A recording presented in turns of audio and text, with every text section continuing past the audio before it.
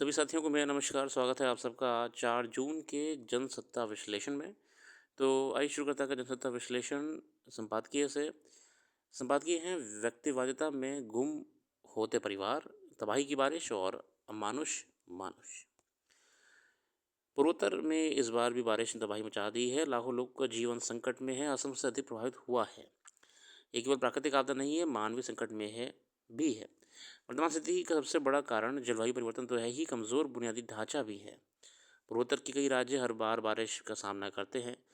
जैसे नदियाँ उफान पड़ती हैं, जैसे तटबंध पानी के वेग को संभाल नहीं पाते।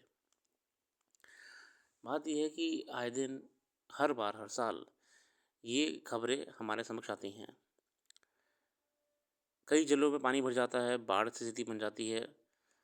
कारण क्या है? दरअसल जंगलों की कटाई, अवैध खनन और अनायोजित शहरीकरण से ये समस्या बढ़ रही है। पूर्वोत्तर में आपदा प्रबंधन आज तक मजबूत नहीं बन पाया है। तो इसकी वजह यही है कि इसकी क्या वजह है? मेघालय, त्रिपुरा, मणिपुर, अरुणाचल सहित कई राज्य इस बार भी बुरी तरह प्रभावित हुए हैं। कई लोग की मौत हो चुकी है। असम राज्य आपदा प्रबंधन प्राधिकरण की रिपोर्ट के मुताबिक 764 गांव जलमग्न हो गए हैं। जलवायु विशेषज्ञों ने आगाह किया है कि अगर जलवायु पर अनुकूल रणनीति और योजनाएं नहीं बनाई गई तो भविष्य में बारिश बड़े पैमाने पर तबाही ला सकती है। देखिए, जिस तरीके से भारी मात्रा में पहाड़ों पे डिफॉरेस्टेशन कर दिया जाता है, ज़रूरत से ज़्यादा कंस्ट्रक्शन करा जाता है, इससे पहाड़ की जो ग्रिप होती है वो कमज़ोर हो जाती है, मिट्टी पे ग्रिप पेड़ों की। देखिए, पेड़ अगर होते हैं तो वो कहीं न कहीं मिट्टी को रोक के भी रखते हैं। ऐसा नहीं है कि कोई भी प्रकार की लैंडस्लाइड हो उसमें पेड़ वहीं कहीं खड़ा रहेगा, बट कंपैरेटिवली नुकसान कम होता है। वहीं पे अगर ये पेड़ भी हट जाते हैं और किसी प्रकार का लैंडस्लाइड या फिर किसी भी प्रकार की बाढ़ आती है, तो भारी मात्रा में नुकसान देखने को मिलता है। इसके अलावा कई बांध देखे गए हैं कमज़ोर हो चुके हैं, या फिर उनको या तो रिप्लेस करने की ज़रूरत है या उनकी जगह एडिशनल बांध की ज़रूरत है, जो कि कहीं न कहीं पॉलिसी मेकिंग का कार्य है, जिसे इग्नोर करा जाता है। सरकार ने पिछले साल भी ग्लेशियर लेक आउटफ्लो का एक सर्वे करा था, जिसमें ये देखने का प्रयास करा गया था कि कैसे कुछ जो हिमनद झीलें बनी हुई हैं ऊपर पहाड़ों पे, हिमालयी पहाड़ों पे, वो अगर ओवरफ्लो हो जाती हैं या फिर वो अत्यधिक पानी होने के कारण कितना नुकसान पहुंचा सकती हैं। मगर ये जो ग्लेशियर लेक आउटफ्लो सर्वे होता है, ये भी कहीं कागजों में दबा रह गया है, क्योंकि इसको लेके कोई भी बड़ा निर्णय नहीं लिया गया और हर साल कोई ना कोई आपदा पूर्वोत्तर राज्यों को लेके आती ही है। अगला संपादकीय है अमानुष मानुष। दिव्यांगजनों को सामान्य नागरिक अधिकार और सम्मानजनक जीवन जीने का अवसर सुनिश्चित कराना सरकारों के सामने बड़ी चुनौती है। शिक्षा का स्तर ऊंचा होने के बावजूद आज भी ऐसे लोग के प्रति हमारे समाज का नज़रिया संकुचित है और उनके बारे में अमानुषिक ही देखा जाता है।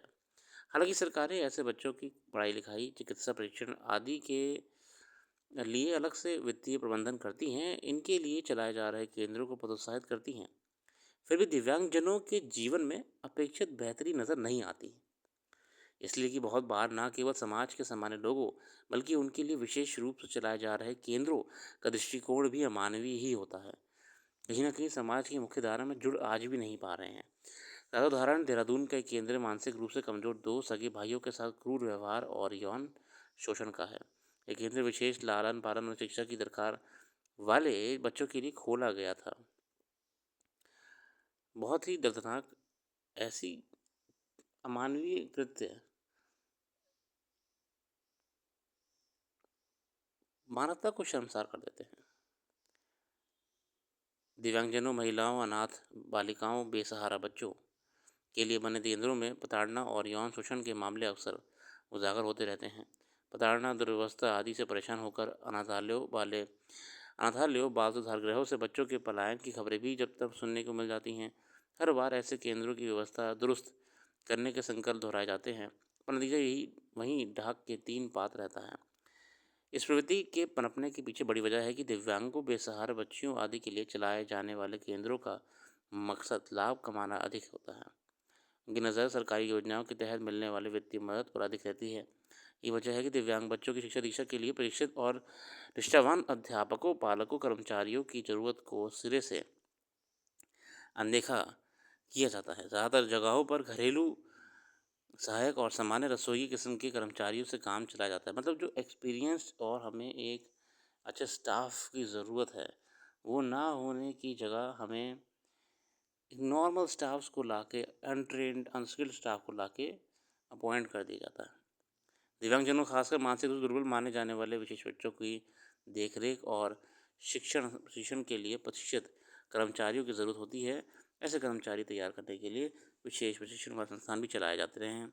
मगर सरकारी अनुदान से स्वयंसेवी संगठनों द्वारा चलाए जा रहे बहुत सारे केंद्रों में धन की बचत के लोभ में कम वेतन पर अवसर अप्रशिक्षित और गैर जिम्मेदार कर्मचारी भर्ती कर लिए जाते हैं। यह कल्पना करना भी मुश्किल है कि जो बच्चे जन्म से दिव्यांगता का दंश झेल रहे हैं, उनके मन पर ऐसे केंद्रों के कर्मचारियों के अमानुषिक व्यवहार का कैसे प्रभाव पड़ता होगा। ऐसी घटनाएं केवल कुछ कानूनी नुक्तों के आधार पर ही की जाने वाली कार्रवाइयों से नहीं रुकने वाली।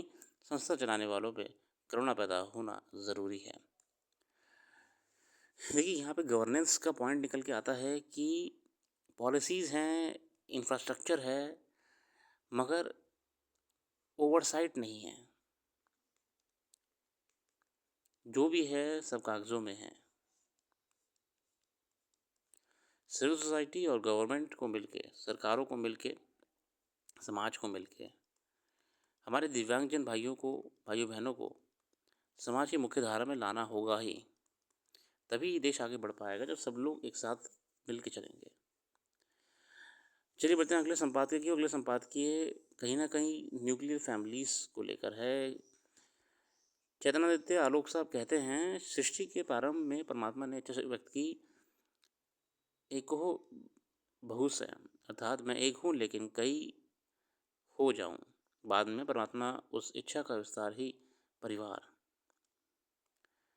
के आविर्भाव का सूत्र बना, या कहा जाए कि परिवार की संरचना का प्रारंभ उस संकल्पना शक्ति के परिणाम स्वरूप ही हुआ था।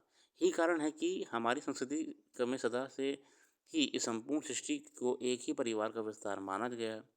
भले ही इस सृष्टि को चाहे किसी भी दृष्टि से देखा जाए, कोई इसे ईश्वरीय परिवार कहे या माया का विस्तार, कोई इसे आधारभूत वैज्ञानिक संरचना कहे अथवा कल्पना का अभूत संसार, लेकिन इस वास्तविकता में किसी भी देश, जाति, धर्म, पंथ अथवा मजहब की व्यक्ति भला मुंह कैसे मोड़ सकता है। बिल्कुल परिवार से कैसे है, कैसे कोई इस सामाजिक स्ट्रक्चर से दूर हट सकता है, नहीं हो सकता।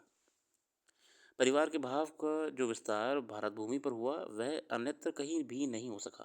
दुर्भाग्य से जो परिवार या कुटुंब भारत में एक भाव के रूप में विकसित हुए और संपूर्ण पृथ्वी को अपने में समाहित कर लेने के लिए प्रेरित व समर्थ हुए, वही परिवार पश्चिमी सभ्यता में एक व्यक्तिगत सत्ता का प्रतीक बनकर रह गया।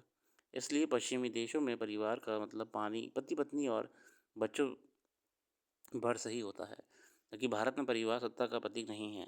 जाहिर है कि ये परिवार का निर्माण महज कुछ लोगों के साथ रहने से ही नहीं होता, इसमें रिश्तों की एक मजबूत डोर होती है।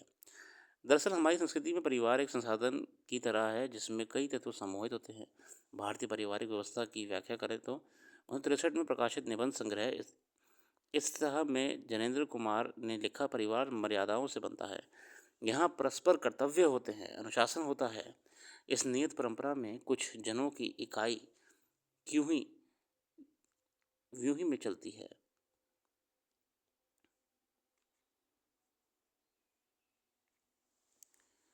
बिल्कुल सही बात है, बिल्कुल सही बात है। क्यों में चलती है। इस उस इकाई का हर सदस्य अपना आत्मदान करता है और प्रतिष्ठा खानदान की होती है। हर एक उससे लाभ लेता है और अपना त्याग देता है। तात्पर्य है कि भारत में परिवार का निर्माण एक दूसरे के लिए स्वयं को खोने और एक दूसरे के प्रति समर्पित रहने के विराट भाव से होता है।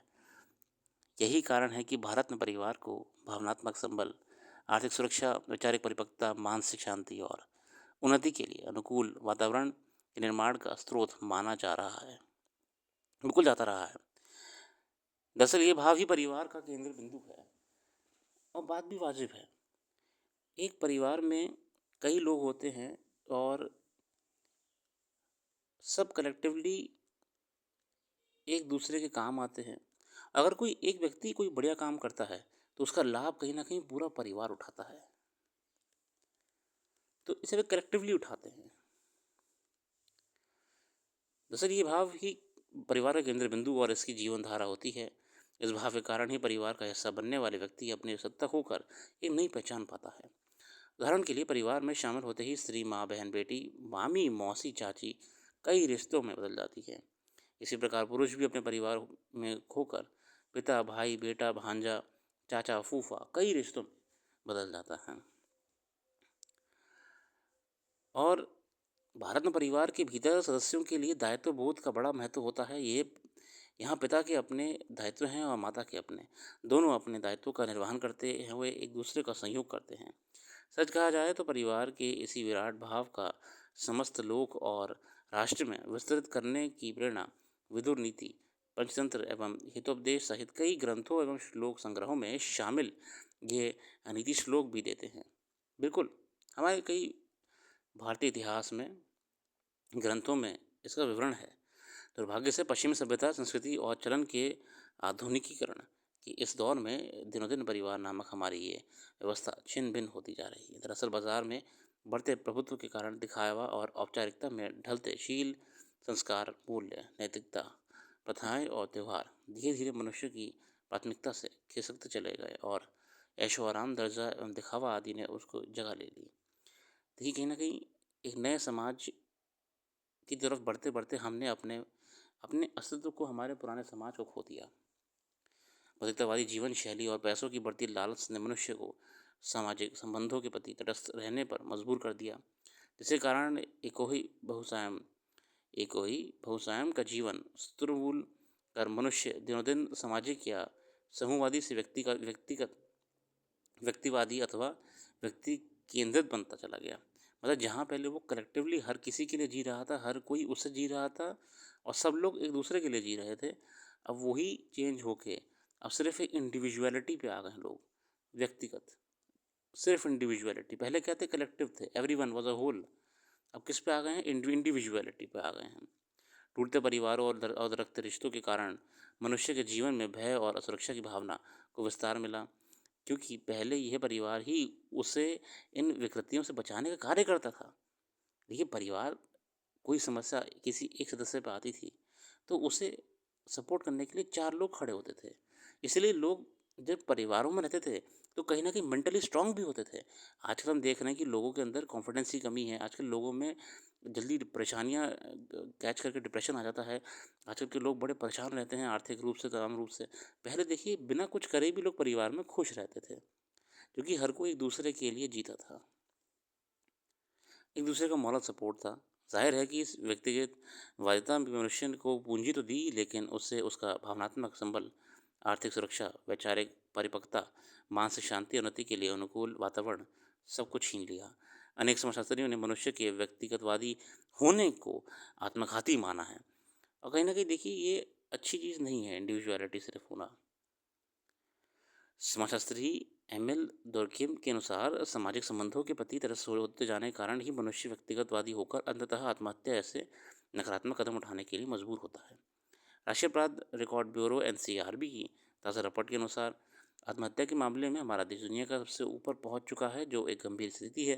प्रतिवर्ष आत्महत्या की कई घटनाएं सामने आती हैं। सचमुच ये बेहद चिंताजनक है, विशेषकर तब जबकि हमें मालूम है कि भारत में आत्महत्या के मामलों की वास्तविक संख्या से कहीं अधिक हो सकती है। तो ये वर्तमान में एक बहुत बड़ी चुनौती भी है, और ये वर्तमान में आने वाले समय में समाज में जो घटनाएं सुनने को मिलती हैं, सुसाइड की केसेस या बढ़ती डिप्रेशन, अकेलापन, ये एक बड़ी चुनौती बन जाएगी। क्योंकि कहीं ना कहीं एक परिवार की जो फाउंडेशनल वैल्यूज़ जो पहले ऐसे ही एक दूसरे में आ जाती थी, वो अब नहीं रही। बहुत बढ़िया संवाद किए इस अति महत्वपूर्ण मुद्दे के ऊपर। आगे बढ़ते चलते डिकोगेश की लगातार दूसरी जीत, एरिगेसी को भी हराया। अभी चेस में इन्होंने मैग्नस कार्लसन को भी हराया था, और फिर से एक और बार डिकोगेश ने चेस में एक और अपने नाम कीर्तिमान हासिल कर लिया है। फिलहाल इसी के साथ आज के लिए रखते हैं, कल फिर आएँगे नई वीडियो के साथ। धन्यवाद।